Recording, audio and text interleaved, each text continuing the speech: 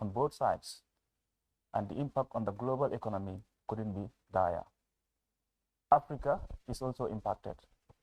Ukraine may be thousands of kilometers away from Africa, but then, in a rapidly globalized world, distance is no defense. Donald J. Trump is Ukraine? complete shutdown of Muslims entering the United States. The world today. Our country's representatives can figure out what the hell is going on. Have you seen the news? Now let's discuss this story. To understand how what happens beyond our borders affects the Gambia, join the world today with Abdullah C. and team of experts on international relations on GRTS. Why should we care about what happens afar? Because no one is an island.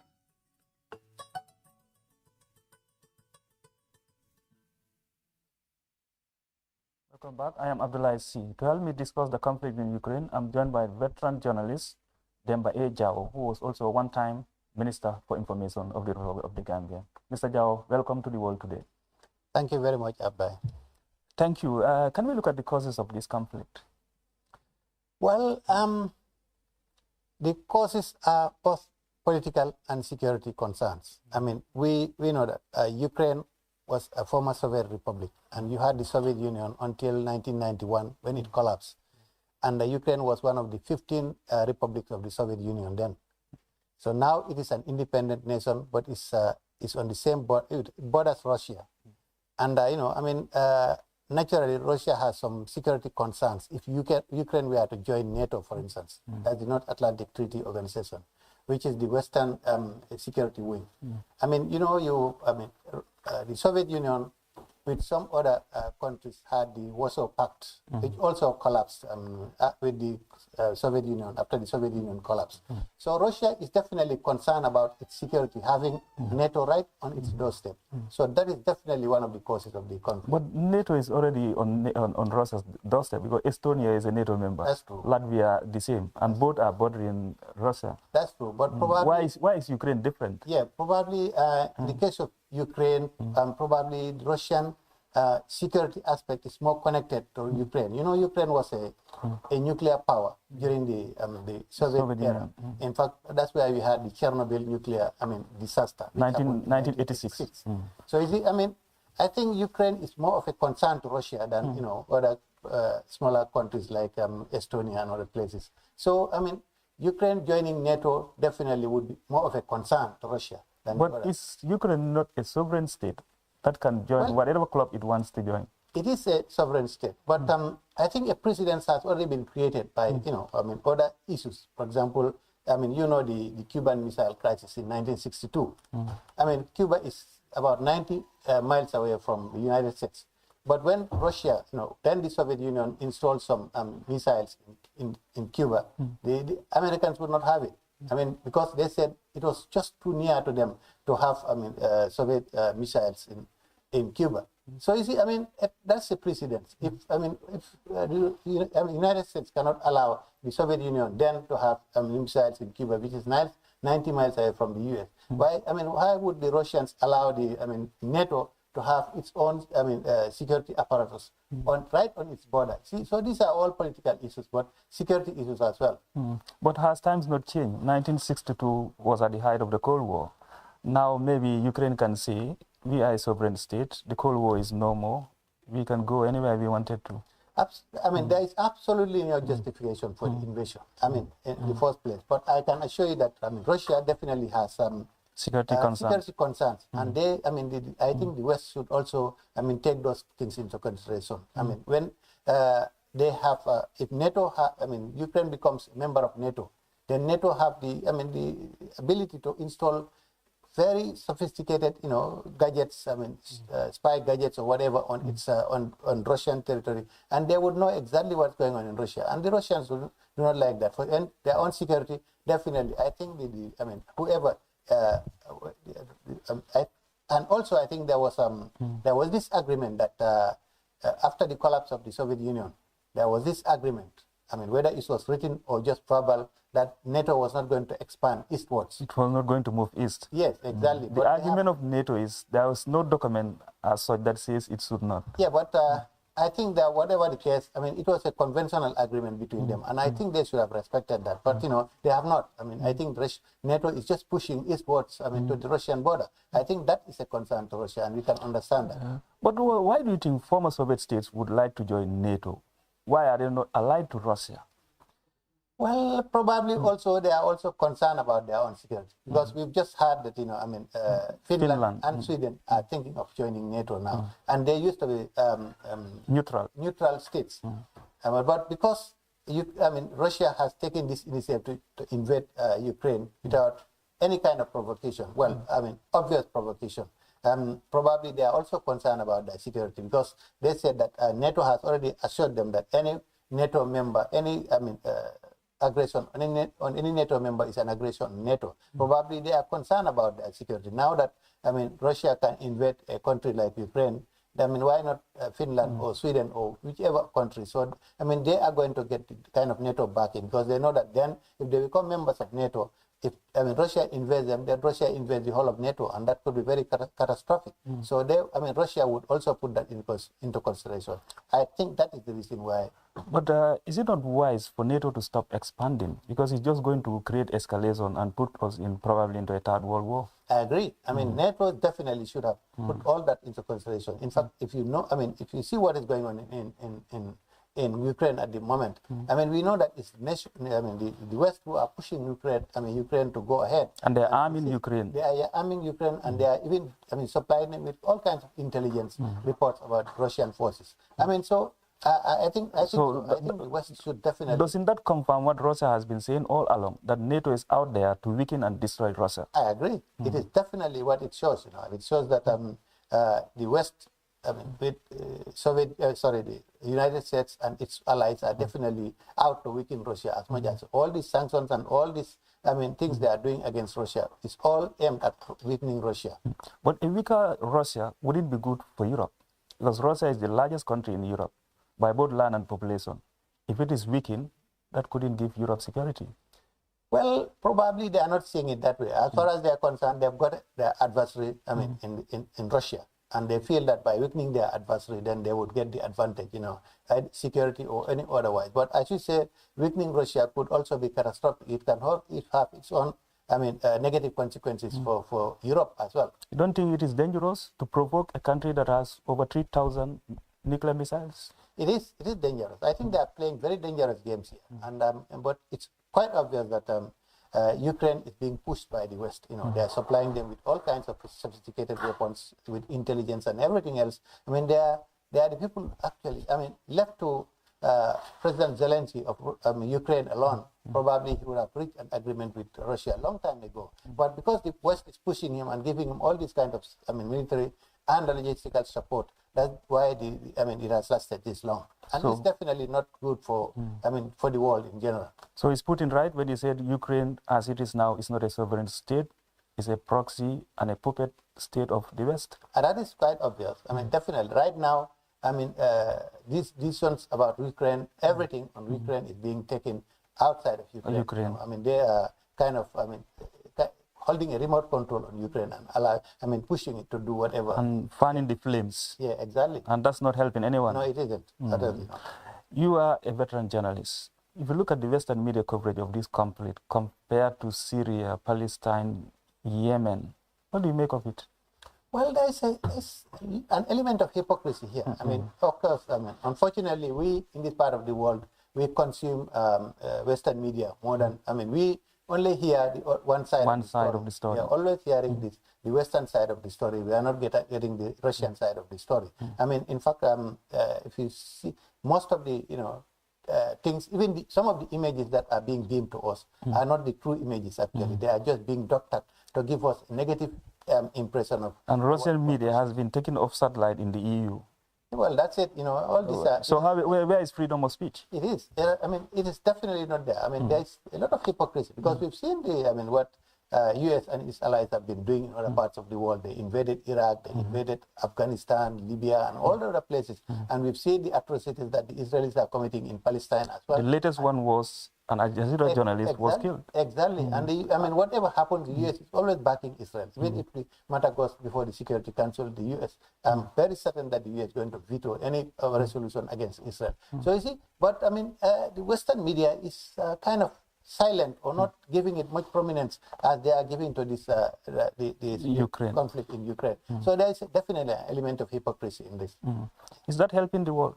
No, it isn't. Definitely, it is not helping the world in any way because after the collapse of the Soviet Union, I mean, we were optimistic that the Cold War is over. But it appears that there is a resurgence of the Cold War, and it's going to intensify with this war in Ukraine. I mean, because we know that it is the West versus Russia. So I mean, it's definitely going to be intensified. You come back to this question of sovereignty. When Russia annexed Crimea, they said it violated Ukraine's sovereignty. Israel did the same, took Golan Heights from Syria, and they're endorsing it. Absolutely.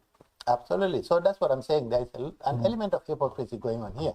I mean, if the West or its allies do things that Russia is doing now, it's okay. I mean, but if Russia does similar things, then it's bad. I mean, definitely there is a lot of comparison, a good comparison between what Russia is doing in Ukraine and what the Americans and their allies have done in other countries as well. But I mean, if you look at the coverage and the reaction of the West, or rather the whole world, I mean, honestly, I mean, there's an element of hypocrisy here. And there is no serious attempt diplomatically to end this conflict. No, it isn't. I mean, the West is pushing this. I mean, as far as they are concerned, the longer this country lasts, because they feel that the longer it lasts, the more they can weaken the Soviet Union and Russia. And that's exactly what they are pushing on. So there is no serious attempt whatsoever to end the conflict, because it seems to be, as far as they are concerned, it's in their interest that the conflict goes on, so that Russian economy would be not only collapse, but it would at least be weakened. But in a world that is so globalized, if Russia goes down, many countries will go down with it, including the EU. Absolutely, because we all know that the Western nations, EU in particular, most nations there have been depending on Russia for energy. And if Russia collapses, definitely, I mean, it will take them a long time before they can be able to kind of, get the, other energy sources which can be able to take care of what they have been getting from Russia. Okay. Yeah. The impact globally, especially for Africa, what is the impact? We've seen a rise in food prices, rise in fuel. Has it to do with the conflict? Well, yeah, of course it would, because Russia is one of the biggest oil suppliers in the world, and Africa has been getting its oil not directly from Russia, probably not mostly, but at least through other, through the West and other countries as well, some of our oil. And we also know that Ukraine has been a supplier of wheat and, and fertilizer. And the wheat is,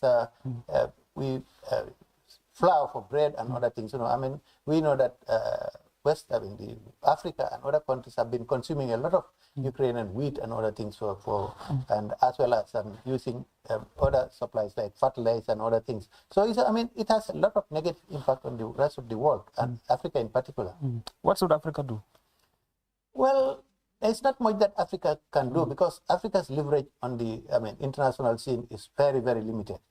But I think I was a bit encouraged when during the voting in the Security Council or in the UN General Assembly, at least a majority of African countries abstain, from supporting the Western line, So that's all. Africa should definitely take its stand and show the world, show the rest of the world or the Western world that they just cannot be pushed into, supporting something that, as far as they are concerned, it's not. It's not their war. Their business. Yeah. But is neutrality defense? Is it a good defense? Well, it is not. Why not Africa to be more assertive and take a bold decision? Yeah, I wonder what else can Africa do in this case, because as I said, Africa's leverage on the rest of the world is very, very minimal because of our weak economy and a lot of other things as well. But probably they can just show the others that they can. It is not directly their business, so they can abstain from some of these activities. Why not? What about Africa taking advantage of the conflict, like Algeria, Nigeria, Angola, major oil producers being substitutes, considering the sanctions on Russia? Indeed, I mean, it's an opportunity for Africa also to take advantage of what is going on. With these shortages, probably we can be able to, try and produce. Maybe the oil-producing countries in Africa can kind of produce more oil, and probably Africa also would start maybe weaning itself from some of the dependencies of, on Russia or Ukraine, some of the things that they'll be importing from there. Why can't we just, try and see how we can be able to produce them here in Africa? I think it's an advantage that Africa should take. On this question of dependency, we depend a lot on outsiders. That is Africa. It's been like this for a very long time. How can it change? Well, I mean, I think such kind of situations that we have right now, it will kind of compel Africa to kind of look inwards rather than looking outside for, for almost everything.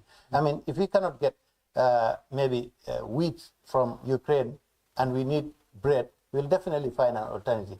And then, if we cannot get the oil that we've been getting, I mean, maybe from other sources as well, I mean, we have oil producers in Africa. We can just see how best we can be able to look within, and they produce some of these things that we've been getting from outside. Libya is missing out. Its oil infrastructure is dead because of the conflict. How can it resuscitate itself? Well, that's another area, and that it's thanks to the Western invasion of Libya that the Libyan economy has collapsed, and its administration has collapsed. Can we clarify when you say Western invasion of Libya? Well, I mean, of course we know that. I mean, NATO supported the insurgents. Yeah, of course. They not only the insurgents, but they actually came and bombed Libya. We all know that the French bombers and others were coming. The West were heavily involved in the war in Libya, and I mean, so we can say it was an invasion. But we allowed them. We didn't condemn them. The EU didn't condemn them. Well, that's an unfortunate aspect of I mean, Africa. I think we definitely need to be more assertive in world affairs than we seem to be doing at the moment. Of course, I mean, maybe certain countries they were not happy with it, and they actually condemned it because South Africa was always, I mean, condemning. I remember President Zuma was not happy with what was going on, and he said so categorically. But I think, but not the AU as a bloc. Yes, not AU as a bloc, and Africa need to be more assertive. Then the AU can take a lead in those things, and then I mean, definitely take a stand. Yeah. The question of China into this conflict in Ukraine, because the West, they are saying if Russia succeeds here, China is going to move on Taiwan. Are you seeing it that way? I'm not sure. I think the situations are not quite very similar, although there is a little bit of similarity between the two. The very fact that China has always insisted that Taiwan is its province, so they have the right to take over that place. But we all know that the United States is very much involved in the Taiwan issue. And but is that not a breach of Chinese sovereignty? Because Taiwan is definitely China. Why would the United States be actively involved in trying to undermine Chinese sovereignty in Taiwan? Well, that is, again it's a... Hypocrisy, double standards? Of course, it's double standards, and, I mean, it's political hypocrisy, and all those things are involved in this thing. But I know in this case, China would think twice before they would actually invade Taiwan, because of the fact that the United States is very much involved in it, and, I mean, probably China has not got the capacity to actually fight the U.S. at that level. But I don't think, I mean, if Russia succeeds, that can push China into going to... But for the past 500 years, the West have been the dominant players in the world, and they've been doing whatever they wanted, anyhow they can do it. They want that to continue, and it's looking increasingly that that can't continue, because the East is coming up. Russia and China are about to stop them. That's quite true. And they are unhappy with that, and they will do anything to stop that. They are quite worried about that. That's why, for this Ukraine conflict, they saw it as an opportunity to weaken Russia. Because if they weaken Russia so much so, then they can be able to, deal with China. But with Russia and China, having all that power and influence in the world, probably they are so worried about it. So they've seen this conflict in Ukraine as an opportunity to at least weaken one of the But considering China's economic power, I don't think the West have ever faced a major economic power like China in the past 200 years. So would they be able to counter China? Well, that's a big problem because China's influence is growing on a daily basis, particularly in the third world, Africa and Asia and other places. So I mean that is a big worry to the West. So I mean they are definitely grappling as to how they're going to deal with China because China is, I mean, on a daily basis its influence is growing. But probably they think that if they can weaken Russia, then at least they have only one front to deal with. At least the front from China. But if they have Russia and China, all so influential in the world, I mean, that is their worry. That's why they are going to capitalize on this conflict. But would China allow them to weaken Russia, knowing if Russia is down, the next target would be China? Yes, China would be very, very careful in getting involved in this conflict. Probably, behind the scenes, they would be supporting Russia. I mean, there's no doubt about it. But they would not like to come out openly to do it because they know that it can have some consequences, maybe some economic consequences as well. I mean, because the West has some kind of leverage over certain economic areas that they can probably hurt China if they have to enforce sanctions or things of the nature. So China will be very, very careful in coming out openly to support Russia. But I have no doubt that they have, maybe behind the scenes support. You reminded you listening to The World Today, a discussion program on GRTS that looks at events happening outside of the Gambia. Mr. Jao, we come back to the conflict in Ukraine. There is a big danger of escalation. And if it escalates into a full-fledged war, the consequences could be devastating. I agree. That is a very, very dangerous situation we are faced with. Because, we have had Russia threatening to take action against Finland if they join NATO.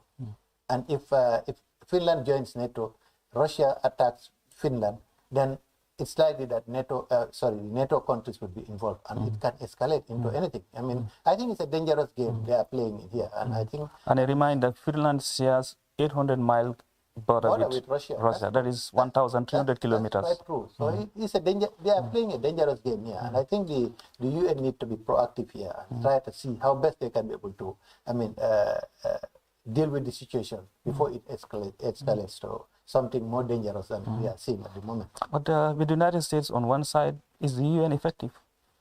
Well, unfortunately, no, because the UN depends on the goodwill of its members. And, we have the United States, a very strong member of the UN, and its allies are very strong members of the UN. So they can always manipulate what is going on there.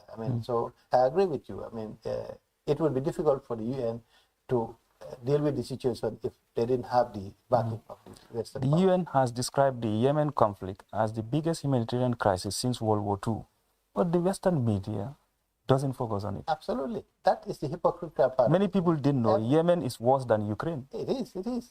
So many atrocities have been committed in Yemen and continue to be committed in Yemen. And, we know that Saudi Arabia, which is leading the invasion of Yemen, is being supported by the US and even supplied with arms and everything else. But the Western media is not focusing on that, what is happening in Yemen. But here, everything that happens in Ukraine is on our TV screens and every day. So there is that hypocrisy. I think definitely it shows you that there's a lot of hypocrisy going on in international Western media, particularly. Yeah. Knowing that, why did Putin invade Ukraine? Knowing that if he does so, he's going to play in the hands of the West. Well, probably. Was it a mistake? Yeah, probably Putin also underestimated the reaction of the West. Probably.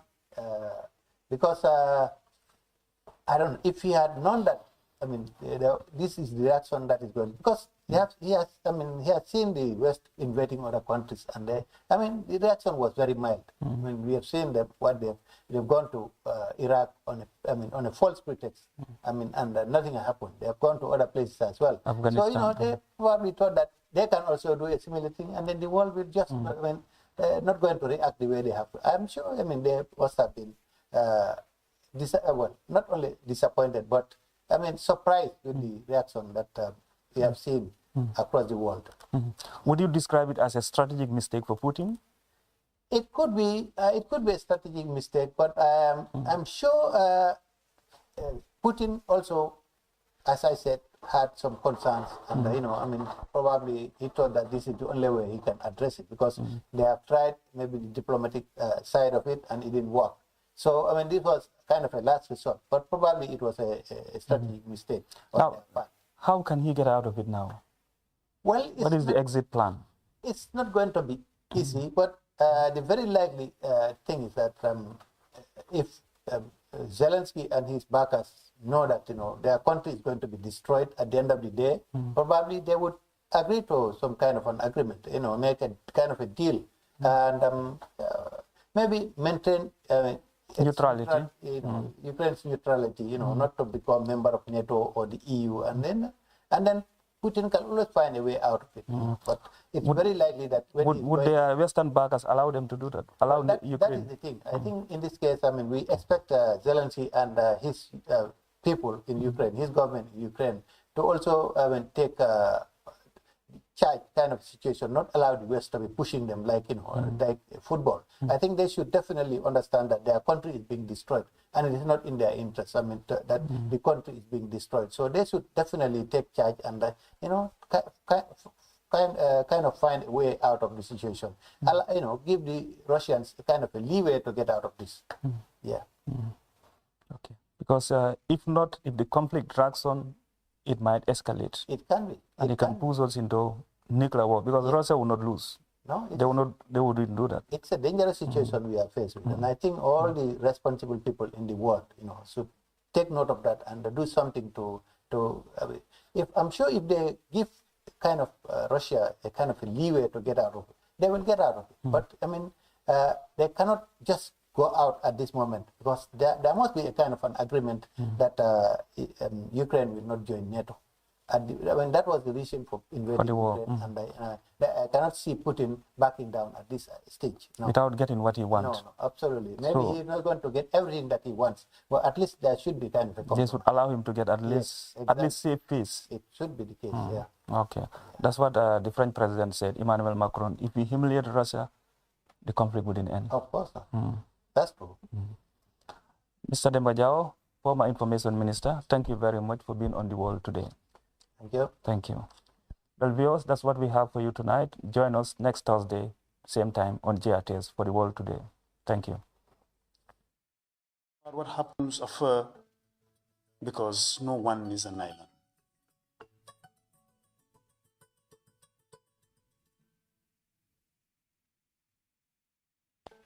Donald J. Trump is calling for a total and complete shutdown of Muslims entering the United States. The world today. Our country's representatives can figure out what the hell is going on. Have you seen the news? Now let's discuss this story. To understand how what happens beyond our borders affects the Gambia, join the world today with Abdullah C. and team of experts on international relations on GRTS. Why should we care about what happens after? Because no one is an island.